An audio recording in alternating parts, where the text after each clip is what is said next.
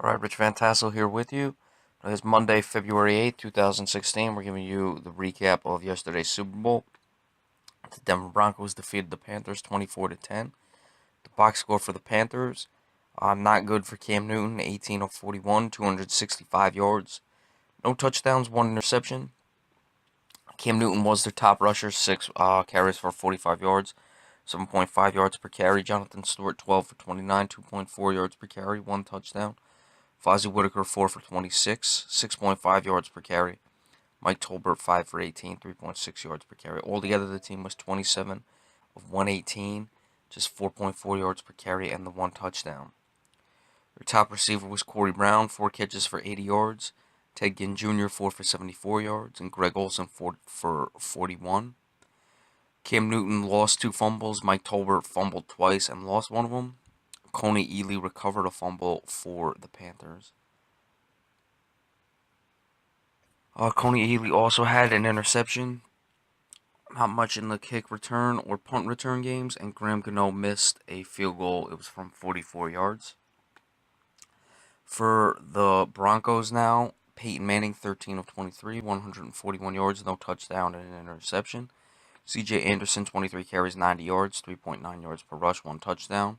Ronnie Hillman rushed 5 times for no yards. The team altogether 28 carries, 90 yards, 3.2 yards per rush, and the touchdown by C.J. Anderson.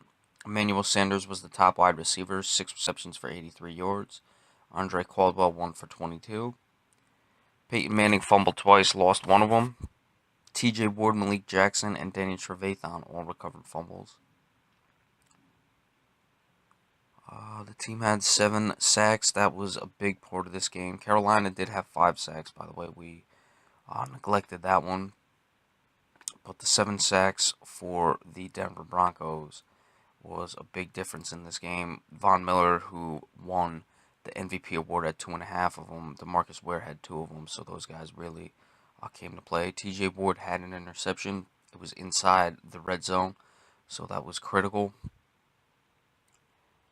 Jordan Norwood had a 61-yard punt return, and Brandon McManus made all 3 of his field goals. Now, we'll start with how poorly Carolina played offensively. A lot had to do with the Denver defense. We talked about how it's never a bad thing to get pressure, and it certainly wasn't yesterday. Cam Newton never really was able to break free of it at times. I think that, as I discussed in the preview, Denver did a good job of spying with Trevathan and Brandon Marshall. And Cam Newton, most of his run yards, while he was at 7.5 yards per rush, came on design runs. It wasn't him breaking pressure. He was simply, he was in the torture chamber all night long. Couldn't do anything. Carolina did run the ball fairly well. 27 carries, 118 yards, 4.4 yards per rush. So they were able to run it. However, playing from behind, they couldn't run it as much as they'd like, and they got behind in the down and distance as well. A lot of drops, a lot of penalties for Carolina, just bad execution all the way around. And the turnovers, of course, also killed them. Now, with the Denver Broncos, they didn't really play much better either. Peyton Manning was efficient, didn't have any touchdowns, but only 141 yards and no touchdowns to 1 interception. C.J. Anderson was okay running the ball, but Ronnie Hillman was not. Well under 3.5 yards per carry on 28 carries. But they were playing with the lead. Their defense was getting them the ball back, and they were able to play that way all game long. The touchdown by the defense when Von Miller had the sack, I believe who was it? Malik Jackson was the one who got the touchdown on that one, but Von Miller certainly stripped it. Was critical. The other touchdown was also set up off the Von Miller strip that put it 1st and goal inside the 5. They actually didn't end up scoring, and on a 3rd down throw and incomplete pass, however, they got a hold and were able to score on that. So it was really all about Denver's defense. We discussed that. We discussed in our preview how important something like a big play or a strip sack would be. They got 2 of them. They also had the big punt return. I thought that punt return should have gone for a touchdown. I thought a punt was missed.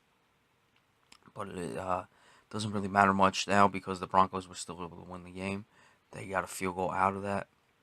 And also, Carolina missed the field goal. Mistakes abound for the Carolina Panthers. Matt, dare say it was there's something going on in this game. Could have been fixed. We saw a lot of money going on the Denver Broncos late yesterday, and you look at the way Carolina played. Cam Newton was missing open receivers. The turnovers. Now, sometimes turnovers happen, but a lot of these were just poor passes. The one to T.J. Ward. We saw some bad calls, especially that overturn. Now, I thought that there wasn't an overturn, the incomplete pass on, what was it, Carolina's first drive. I thought it should have stayed the way it was, which it did. But I thought it was a catch. It's one of those things where the rules are just terrible, and that's what happened. That was the Jericho Cotchery catch. So this was a very just poor game all the way around.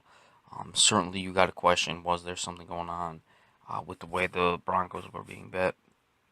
But I'll leave that for you to decide. I'm just presenting you with what I noticed in the game. But we'll see what happens with Peyton Manning the rest of the year. As far as Cam Newton walking out of the press conference, unacceptable. This is a guy who has no problems when he wins. So if you're going to be like that, which I don't really have a problem with, you better be able to handle it when you lose. And Cam Newton was not able to do that. So we'll have to see what goes on from there. All right, so that is the end of the football season. It's where I really got started. This year was doing my NFL picks for the channel, and then we've progressed from there. So I hope you guys will stay with me for some time. Remember to subscribe to my channel if you'd like. But we're going to be moving into the NBA now, and any other sports-related news that's of importance. But we're really going to focus on NFL and NBA. But certainly thanks for sticking with me throughout this entire season, and I hope you continue to pay attention in the future when we move on from there. So thank you all so much, and enjoy the rest of your week. All right, Rich Van.